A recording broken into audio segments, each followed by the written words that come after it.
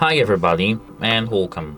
Today I'm going to tell you how you can easily enable and disable Wi-Fi in LENOVO Legion Go S handheld. At first we have to enter the Steam menu, and here we have to enter settings. Now we have to enter internet section here, and here we have the button switch called enable Wi-Fi.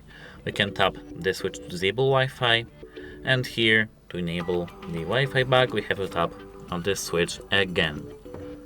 As you can see, when it's turned to the right, our Wi-Fi is enabled, and when it's turned to the left, our Wi-Fi is disabled.